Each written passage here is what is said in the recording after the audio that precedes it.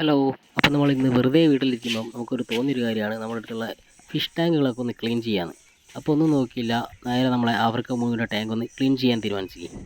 അപ്പം നിങ്ങൾ കണ്ടുകൊണ്ടിരിക്കുന്ന ഈ ഒരു ടാങ്കല്ല നമ്മൾ ക്ലീൻ ചെയ്യാൻ പോകുന്നത്. അതിൻ്റെ താഴെയായിട്ട് ചെറിയൊരു കേനുണ്ട്, അതിലാണ് അപ്പോൾ നമ്മളെ മുഴുവുള്ളത്.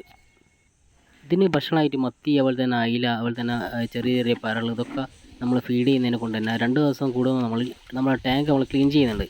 പക്ഷേ ഇപ്പോൾ ഒരു 3-4 ദിവസത്തിന് മേലെയായി നമ്മൾ ക്ലീൻ ചെയ്തിട്ട്. അപ്പം ഈ വേസ്റ്റ് കാര്യങ്ങളൊക്കെ ഇതിലുള്ളതിനെ കൊണ്ട് തന്നെ നമുക്കിന്ന് നല്ല രീതിയിൽ തന്നെ ക്ലീൻ ചെയ്തെടുക്കണം.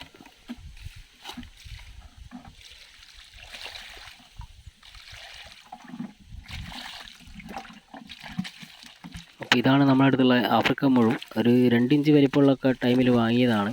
അപ്പോൾ നല്ല രീതിയിൽ നല്ല സൈസായിട്ടുണ്ട്. നമ്മൾ ഭക്ഷണം കൊടുക്കുന്നതിനനുസരിച്ചാണ് ഇതിൻ്റെ വളർച്ച കാര്യങ്ങൾ ഉണ്ടാകുക. അതിപ്പം നമ്മളെ ഫിഷ് ടാങ്കും ഡിപ്പെൻഡ് ചെയ്തിരിക്കും. അതുകൊണ്ട് തന്നെ ഈ ഒരു മോൺസ്റ്റർ ഫിഷിന് നമുക്കൊരു വലിയൊരു മോൺസ്റ്റർ ടാങ്ക് തന്നെ ഉണ്ടാക്കണം. അതിൻ്റെ വീഡിയോ കാര്യങ്ങളായിട്ട് നമ്മുടെ ചാനലിൽ ഉടനെ ഒരു വീഡിയോ വരുന്നതാണ്.